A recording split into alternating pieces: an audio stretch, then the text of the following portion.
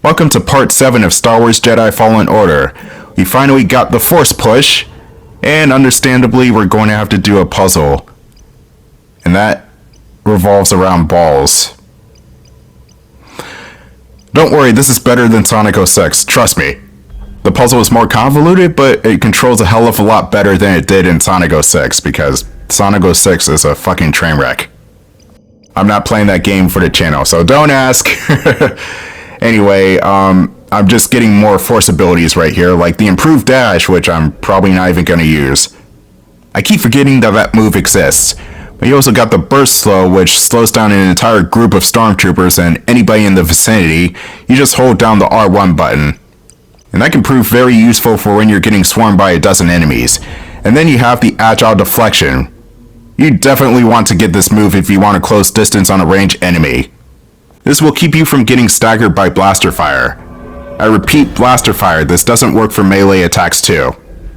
The agile deflection even works in the double-bladed lightsaber stance, which I think it actually does better in because you'll be able to block more blaster bolts.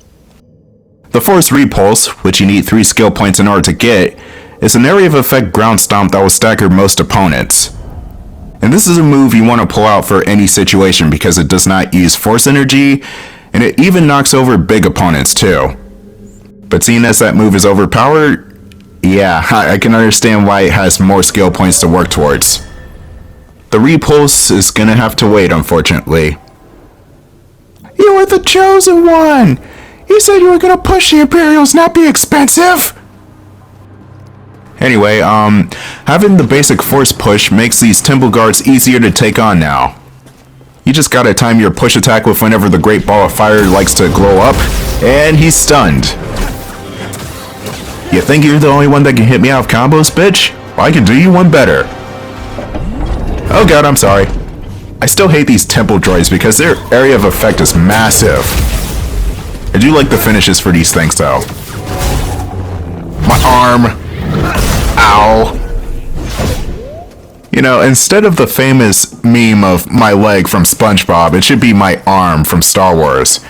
Every character seems to lose their goddamn arm somehow. I am being kind of hyperbolic in saying that, but still, it's like a majority of the characters have an arm injury somewhere.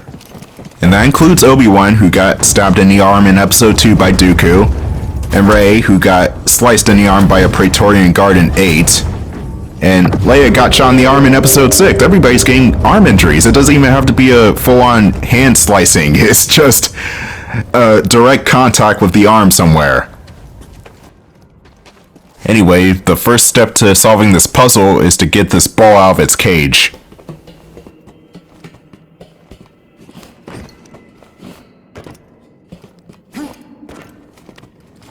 There we go, we just push this ball through the door right here and we should be good to go. For now.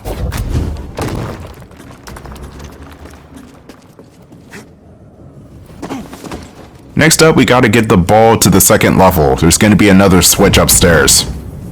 And the way to do that is to push this ball down this ramp. It will force the thing up like a pinball. Once the ball gets upstairs, you want to control it and force it onto the switch.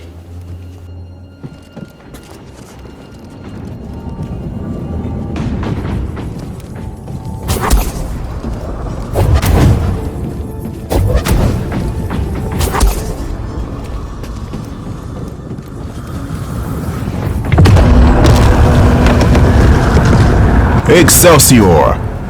Next up, we need to get a third ball for another switch. You may have noticed on the way in this place a specific chandelier with a sphere inside it. Now that we have the Force push, Cal can slam the object into the wall and dislodge the ball that way. So let's do just that, shall we? Do it! I don't know where that came from. Palpatine, get out of my Let's Plays. Well, since there's nothing to talk about other than this ball puzzle, I did read up last week that EA's contract with Star Wars has ended. Now, is this good for future games set in the Star Wars universe, and especially Jedi Survivor, which pretty much ended on a cliffhanger? Now, here's the way I see it. I think Disney and Lucasfilm are going to sign one more contract with EA, just to at least finish out the Cal storyline and make a third game, and then they'll move on. Because what other Star Wars game is set to come out within the next year to 5 years? Eclipse, that's been delayed. There's supposed to be a first-person Star Wars shooter game. I'm not sure when that's coming out. And the FPS is also from Respawn, which may be published by EA, but I'm not sure. There's the KOTOR remake from Aspyr. I don't know when that's coming out. There's the Amy Hennig Star Wars game that's coming out. I don't know when that's supposed to be released. There's freaking Star Wars Hunters coming out. Like, all these games, I'm not even sure when they're coming out. And as a Star Wars fan who grew up in the 2000s, these games would tie you over to the next film, which would usually release 3 years in between each other. But now that the games are releasing more and more infrequently, it's kind of like you are waiting for the Star Wars films in and of themselves. So having multiple companies tackle different Star Wars games is probably for the better, since you want to keep the hype going for Star Wars.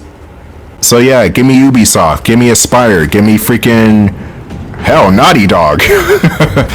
Give me freaking EA if they want to do it. Traveler's Tales, whoever wants to do Star Wars, please. But getting back to this ball puzzle, the third and final piece requires you to move the ball to the third level. You have to be quick though, because the ball will fall back down if you don't catch it.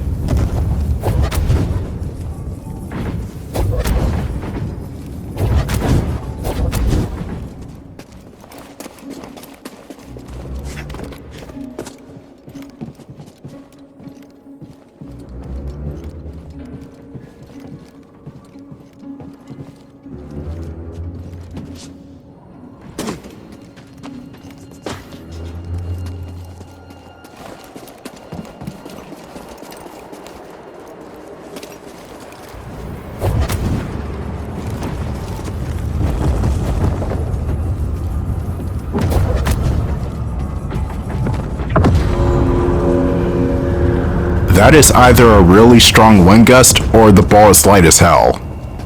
Hell, everything in this game has weird physics whenever they go dead. It kind of reminds me of, have you ever played Star Wars Republic Commando? It's not quite on the level of Force Unleashed, but I would say more Republic Commando whenever things die in that game. I like that game. Republic Commando is another Star Wars game that I need to dive deeper into. It's a shame we never got a sequel to that game, which was supposed to be about the rise of the Empire and how you're supposed to be playing an elite Stormtrooper. Man, whatever happened to Imperial Commando? What the hell? And this is coming from a guy who didn't have an Xbox growing up, so I missed out on the Republic Commando hype. Bring out Imperial Commando. I don't care if it's like 10 years later, or 20 years later at this point. Unfortunately, that will never happen. Republic Commando will be lost to time. And you see, that's what I like about Star Wars. You can have all the swords and sorceries and wizards and space technology with Jedi and droids and stuff, but you can also have gritty, down-to-earth action like with soldiers and pilots and bounty hunters and smugglers. And that's probably why I like Rogue One so much. It was a departure from the usual Jedi action. What did you find? The Zeffo went to Kashyyyk. Cordova mentioned someone named Tarful. A Wookiee chieftain. They were old friends. Think he's still around? There's only one way to find out. We have to go to Kashyyyk. Our destination is set in stone. To Kashyyyk, the legendary Wookiee homeworld. And probably one of the most dangerous planets in all of the entire galaxy. If I were to make a ranking list on the most dangerous places in Star Wars, I would rank Kashyyyk in 5 different spots. Yeah, it's that rough. Especially with the Empire there, that's just an added layer of trouble. But we're gonna have to grin and bear it as we still need to find Tarful. I don't want to go to Kashyyyk, man. Fuck, why can't Tarful come to me? We can talk over a glass of blue milk, we'll play to Jarek. I'll be sure to let him win because he'll definitely tear my arms off if I don't. And it will be a good time. Oh god damn it, the Empire's here. So there's a bit of conundrum here. We got rocket troops on the high ground, some scout troopers down below, and some standard stormtroopers thrown in for extra measure. And also somebody left the goddamn AC on. Come on, Cal, the bill's already expensive. But no, seriously, you can use these gusts of wind to your advantage. Not only can Cal get knocked up by the wind, as sussly as that sounds, but the rockets that get launched by the troopers can also get knocked up too. And the stormtroopers that walk into the wind don't get blown up, unfortunately, but they do stagger. Get on it! There he goes!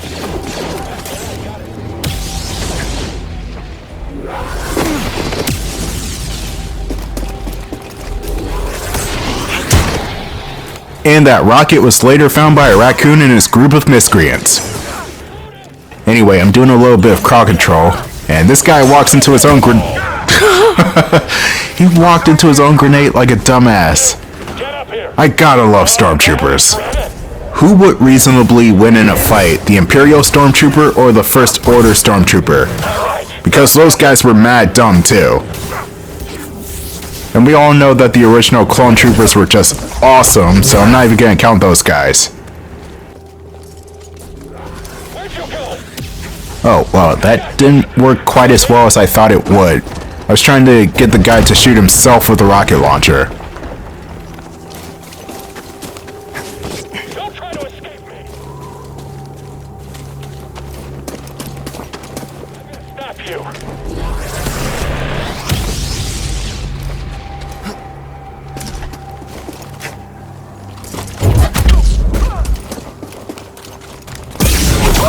So much for rockets.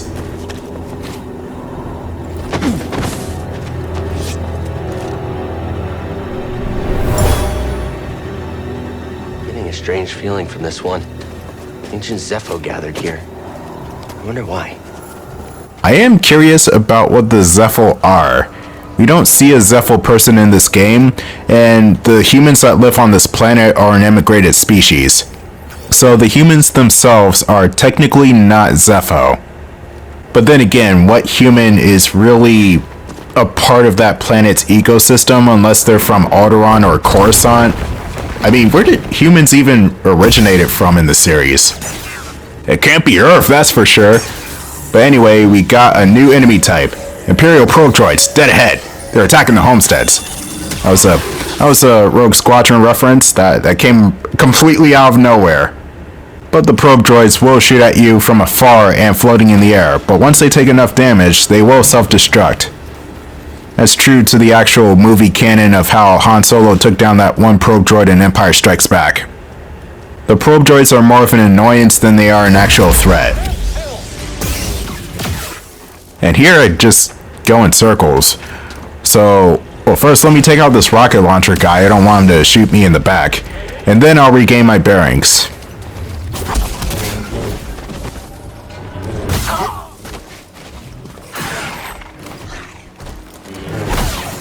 Apparently scat steak is a thing. Yeah, giant rat meat. What the fuck, Star Wars? In-universe is probably not bad, but looking at Star Wars food is just... yeah, it's kinda wacky.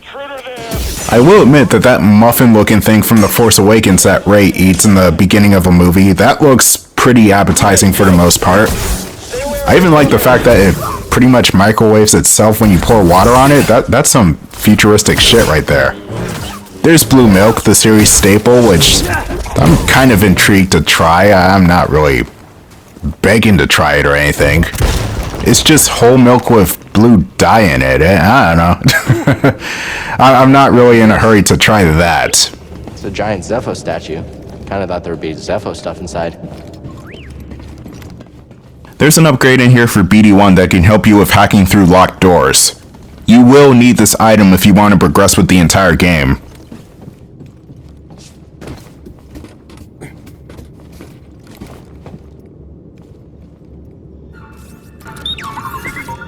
Scomplink? Yeah, you're right. I think I could replace yours with this. Let's get you fixed up.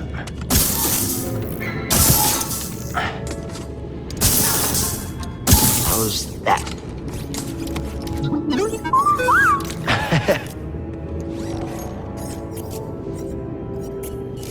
Want to try it out?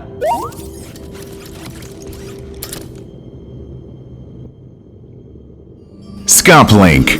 Now BD can slice through panels. This will get you access to new areas on the map. That was quick. How'd you get down there? Get better security. Who's over there?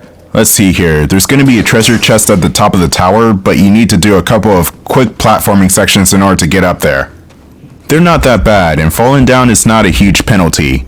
Well, other than the fact that you have to climb back up. Good work, BD1. You also have to slow down a power piston in order to use it as a stepping stone. Pretty standard stuff. It looks like you wouldn't be able to run through it because of what looks like laser gates, but trust me, the pistons are harmless after you slow it down.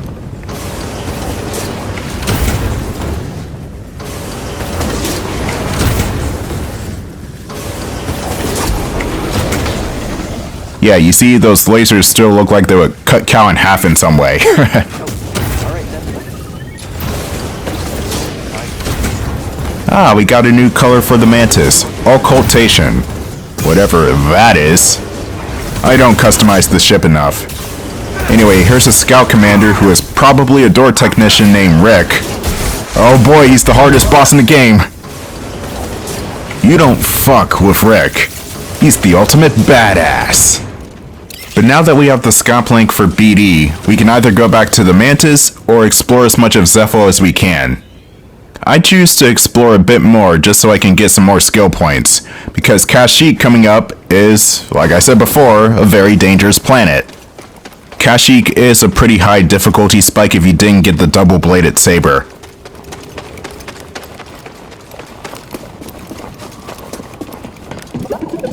Need to slice this door.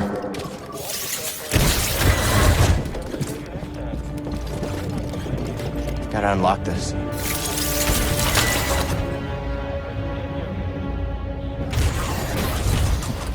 Hey, you know what's funny? You getting blasted in the face with your own gun. Zing! This hallway is just Stormtroopers, so blocking and parrying will more than suffice. No shit, Sherlock. And there's a random astromech droid just strolling around chilling. They don't do anything in combat. In fact, I think the astromech droids are sick and tired of this shit. They're like, oh great, just another 24 hours of this useless existence. Oh look, a Jedi.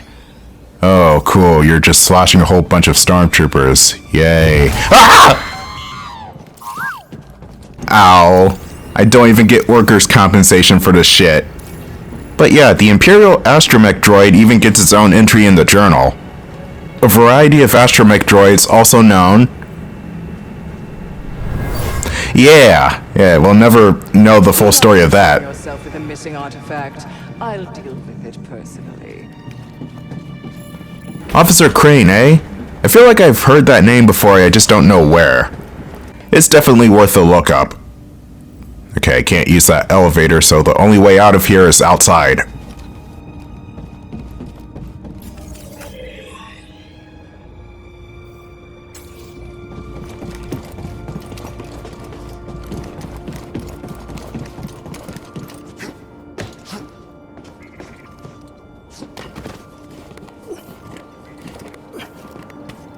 You, know any jokes, BD? I don't know. Why? Classic. Boo, that joke was lame. Boo this droid. Boo this droid. But yeah, we got a couple of parkour sections coming up, and we also have a big enemy to deal with when we get to the top of this platform. He's not a boss per se, but he's pretty chunky.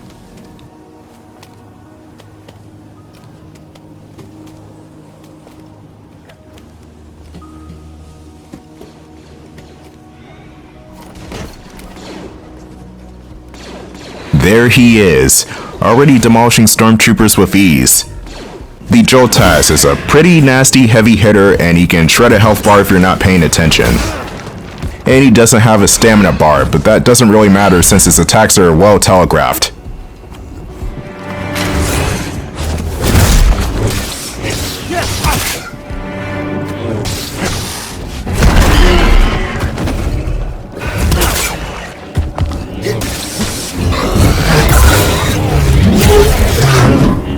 Oh, punk asses. The Imperials were waiting for me to take the Jotas out and then they attack me. That's actually kind of smart. But yeah, once you get the beast down to critical health, you'll be able to perform a finisher. And a very cool one at that. Different creatures will allow you different ways to kill them in one shot. Well, some of them anyway. That's probably not good. Man, so much failure with the enemies and grenades and rockets in this episode. It's like I have force push or something. Oh, right, I do.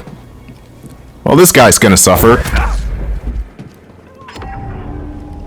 A skill point for killing a man in the most brutal way possible. Actually, no, that's not the most brutal way I kill a Stormtrooper in this game. That comes later on. I get really creative. Let's just say Cal has a bit of a crush on a scout trooper in part 14. It's pretty brutal.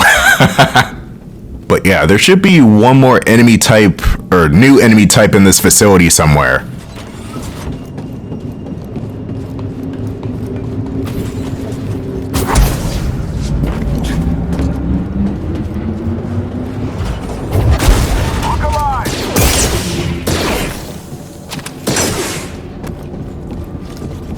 Gonna need to get through here.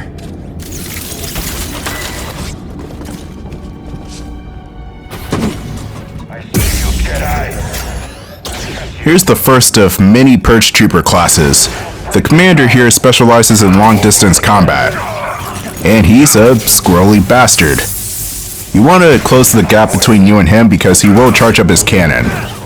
He will also dodge roll and throw down the occasional electrical mine, so you want to be careful not to run into those.